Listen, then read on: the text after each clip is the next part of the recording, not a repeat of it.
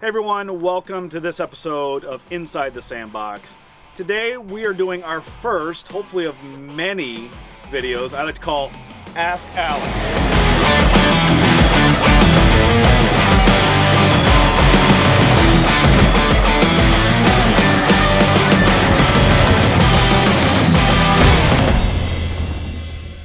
So we have Alex Dahl here. He is our diesel tech from Road Machinery and Supply. They're our Komatsu distributor.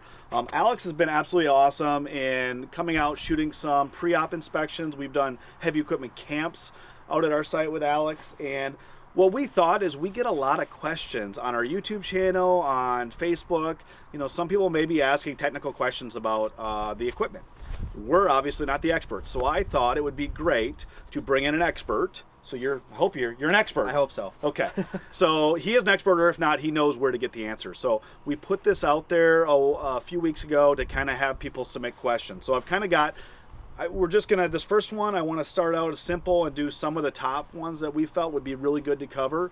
But I also think you guys commenting below on questions you might want to ask a diesel tech, if you have questions about construction equipment and things like that. So first one. And Alex seen these, so we know kind of what we're going through here, but some of these we want to visually show up. So the first one we're going to cover today is what's the correct way to check hydraulic level on an excavator? My buddy says you should have the cylinders extended to check it, but I wasn't sure on the right way. Please help. So how do you check, what's the proper way to check the hydraulic level on an excavator? So technically there's two different ways, and it varies a little bit from machine to machine. On like the bigger machines like the 210 that we have here, the 210s I think, yeah.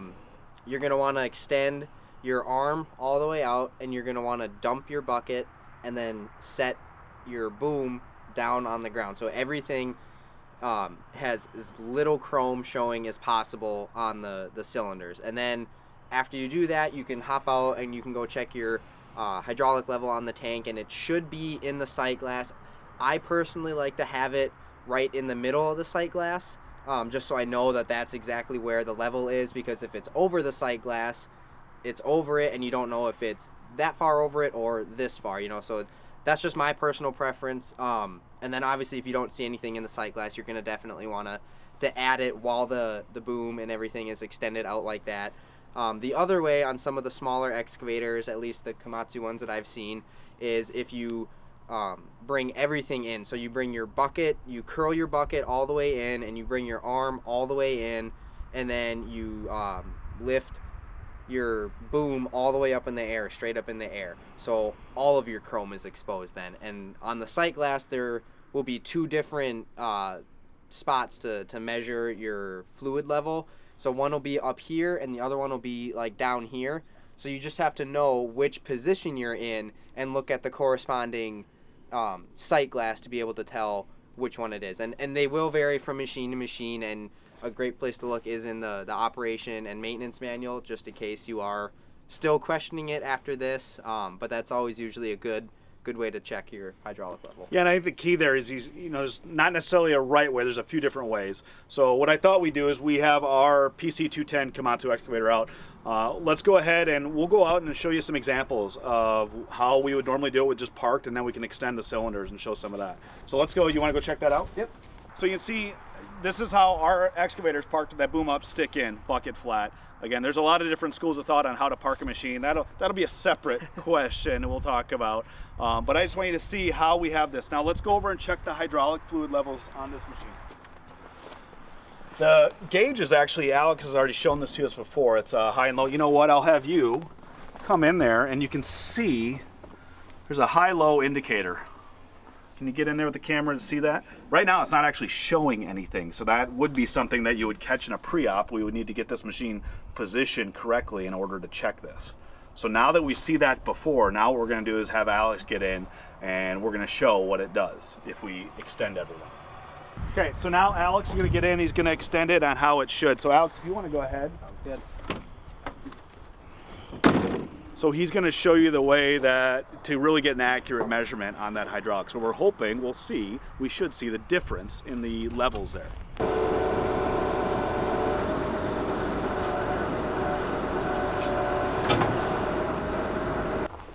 So now you can see he basically, he talked no silver showing.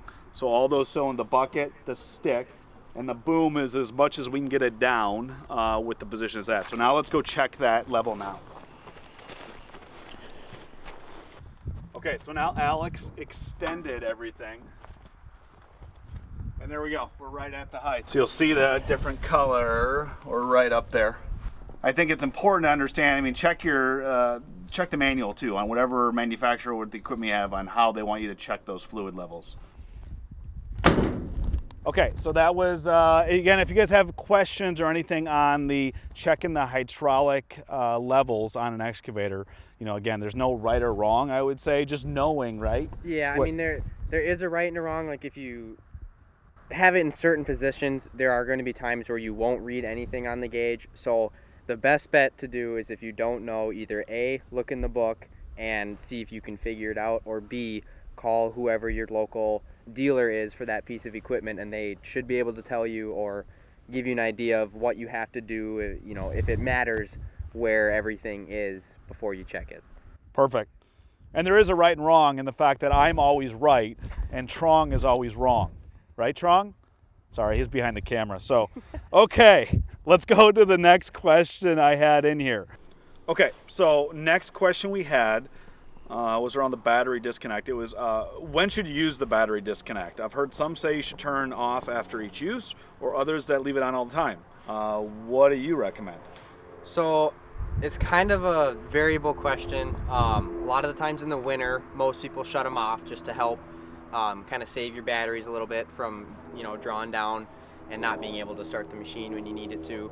Others leave them on all the time. Komatsu recommends that they have a little green light kind of by the disconnect switch, and they say to wait until that light is either completely off or just barely visible, so it's really dim, and then you can go ahead and shut it off. So it's kind of operator preference, really. If it was me that was running it, I would probably shut it off every time, just because that's kind of what I would do, I guess. And well, we can check. But... So if you guys don't know, let's check the one on this excavator. So, each machine is a little bit different on the location of it, but I would say every piece of heavy equipment's got a disconnect on it. So in the Komatsu and the excavator right here, if you see this little switch right here, right now it's in line there. If I switch this, so you see again, Komatsu's got a little light above it here. Right now it's off, so I could disconnect this. So that's actually disconnecting the battery. So nothing's because there are systems on all heavy equipment, even I would say trucks and everything like that will still run. It can draw the battery a little bit. So sometimes it's best to disconnect that. So the other thing I learned the hard way one day, I didn't know these were removable. So if you guys didn't, that's a little lesson I learned, because I went in and I was trying to find a disconnect. Someone actually removed these. This is a little bit of a security device. Rarely I've seen it, but some people actually pull that out, because if someone actually tried to take this machine, they'd have to have something in there to turn the disconnect on. So that will come out of most disconnects on equipment. So if I put that back in, again, flipping it on, you'll see actually the green light just came on because I just turned it on. So you'll see that's what that looks like. So the other manufacturers, you're not certain on. I'm not 100%, yeah, I know. Yeah. I only know Komatsu for sure uses the green light, and if you ever see it like that, don't ever shut it off. Let it wait until it goes really dim, where it just barely looks like it's on, or it's completely off. Then it's okay to shut it off. Something's working, right? I mean, right. We don't know. It's like you have your computer, right? You're watching a YouTube video like you are right now, and then this YouTube video. Yeah, and then you just power off your computer, like the whole thing. You just shut it down. That's not good for anything. That'll cause potentially some problems. And it's the same thing here. There's computers in here. There's different programs that are talking to each other. So you don't want to disrupt the communication between the two. So just let it do its thing. Let us know in the comments what you guys, if you do disconnect or don't. So, okay. So, next one. Oh, lots of greasing questions. I do think how to grease will be a separate episode, because there's a lot of different, there's a lot of things you can learn on that. But anyways, the one question we got in here, how can you tell if I've greased a machine enough can you over-grease? Any recommendations? Yes, you can over grease. I mean, if you're greasing something and you literally see globs of grease falling off, I mean, it's not like any more is going to stick to it. So you might as well just be done greasing it.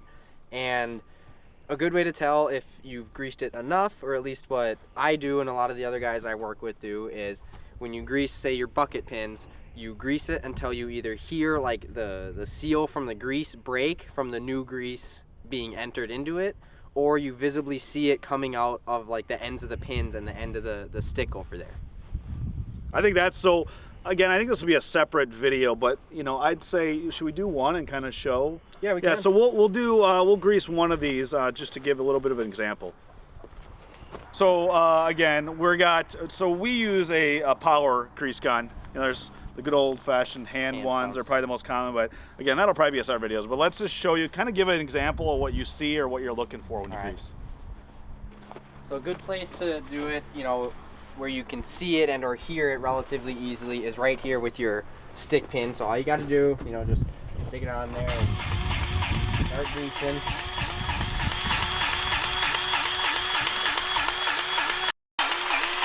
Oh, right here. You can see it right over here. Or right there. Yeah. So if you see how it just came through, again, that was probably, I think it's key not, can you over grease, I guess? Yes and no. I mean, you can't really over grease because grease is obviously there to help prevent everything in here from wearing. But I mean, if you grease this to the point where this is just falling off and falling on the ground, you're just wasting grease and it's not doing anything for you because you're gonna have to throw it away anyway. Yeah. So I think going until you first either hear it pop or you see it, but it shouldn't take more. I mean, if you're greasing regularly, it's just a few squirts, right, every time? I mean, you know, and you should grease it regularly because it will help extend the life of your pins and bushings and everything in there. So, you know, like we said, just until you see it come out a little bit. It doesn't need to be around the entire thing, you know, just one little spot like this because the grease will work itself around in there, and especially if you do grease it regularly, it'll last you quite a while. So again, great. That was just a brief one just to kind of show you. We'll probably do some more videos on greasing. So awesome. Okay, so that was greasing, and the next question we had, which I've had this one too, it's how important is it to match the fluids that are in the machine? Do I need to use specific oils or can I mix other brands? And I've seen that ourselves here is we have several different types of oil that we may have back there, and can you mix? Can I mix different oils if that machine needs it, or what do you recommend? I wouldn't recommend it. I mean, they say, you know, there's certain types of oils that are like a CJ4 is a type of oil, you know, just the chemical composition of it. It would probably be fine to mix in there, but I would have to recommend only using whatever the book tells you to use. If it says Komatsu XYZ, you know, use that. Same thing with coolant. You know, there may be coolant from a Komatsu and a Caterpillar piece of equipment, but I wouldn't recommend mixing the two together just because it can and has voided some warranties before on some of the components in the machine, and it's better to have everything uniform than 10 different things, because then you don't really know what you have going on. Yeah, and I'd say on our site, we generally, first of all, we buy our fluids directly from our distributor. So I would probably recommend that is, you know, have the specific fluids that the distributor is recommending for that machine. You always want to have some extra so you can do some of this preventative maintenance to make it from turning into something bigger. Yep. But like you said, I think check your manual. It's always going to give you the recommendations. I would not just take anything off the shelf that you don't know if it's approved. So good question. Again, I'm interested to hear you guys' perspective on that. The final one, and really this is more my question, because I just labeled it in my little list here of dumb questions, because you guys all know me. That's my style. I think, you know, some of those ones, having Alex out here as a diesel tech, I think there's some times where, you know, why do we need a diesel tech to answer that? So, you know, we've had some, and I can share a few examples of times where you just need to make sure, this is why it's important for an operator to know their machine, know their basics about it before they kind of call in. So, you know, some of the things, you know, I always tell people when there's an issue, check the basics, and I use the phone a friend method. I think it's always important on a job site that you talk to your peers before you bring in an expert. it's obviously costly to bring in a diesel technician, the service truck, things like that. So, an example I have here was a really simple one at one of our sites. I had a new instructor at one of our sites. The machine basically wouldn't swing, and the excavator wouldn't swing, and they were getting ready to actually call in for a service call on something like this. And my very first reaction was, "Have you checked the swing lock?" And that was immediately, I heard silence on the other end of the phone, because it was not something that they were even aware. And I think that's common, is that some operators, if you don't use something on the machine, you may not even realize it. And we had never used swing locks on our machine, but there's a switch that'll keep that machine from swinging. So that was something easy that could have turned into a service call. Yep. But again, it's something about double checking, reaching out to your resources that are close to you. Do you have any other dumb questions that have been asked or things? I know, like, a big thing that we at our shop were trying to get across to everyone is, like, the pins that you use that go into the bucket. So, like, this pin that goes through here, there's certain pins that you can use for a bucket versus a hammer versus pretty much whatever type of attachment you can put on an excavator, because the material they're made out of is a lot different. Some of them are a lot harder and some of them are a lot softer. So if you use the wrong pin, it can make this pin get stuck in here, and then you're kind of SOL. Yeah. And then you're really in trouble, because then you need to get all new bushings, and it's a mess. So that's another thing that I've seen is people, say they have a bucket on their excavator like this, but then they need to go and put a hammer on it, a hydraulic hammer. These pins, I guess I don't know these exact pins, so I can't say they would work or not, but you'd be able to figure out if they are the correct ones or not, and then go from there. So I just learned something new, because I had no idea. I figured a pin's a pin. I don't know. I think the key there is you're going to have, they say no question's a dumb question. There can be dumb questions, but just know your resources. So as an operator, know who to go to on your site that you can ask. I think the key is knowing then where to go from there. So even in diagnostics, Alex and I were talking a little bit off camera about something simple as the equipment won't start. Well, what are the steps that you can do before you bring in an expert? Making sure the battery disconnect, making sure the lock levers are down, simple things like that, and trying to self-diagnose a little bit before you get to the level of bringing in an expert. So I think that's really important. So Alex, I really appreciate you coming out and doing this. Again, this is a new segment we're calling Ask Alex, because Alex is our resident expert now. What I want from you guys is, guys and girls, comment below. If you're a diesel tech, let us know common issues you see from either an operator's perspective or even in your shop. And I would caution you, you can put whatever questions you want. Obviously, if it's something very specific that you're gonna need to get a diesel tech or get an expert to look at, that might be something we can't answer. But if it's more of a broad common question, put that below, and things we can address in future episodes. But our plan is to hopefully do more of these with Alex. So you guys submit these questions and we can hopefully answer them for you and maybe educate. I think that's the big thing in the comments here below, is you guys can give us tips, advice on things you've seen, and we can all learn from each other. So again, thanks again to Alex. Thanks to Road Machinery and Supply for having Alex out here with us today. And thank you guys for tuning in.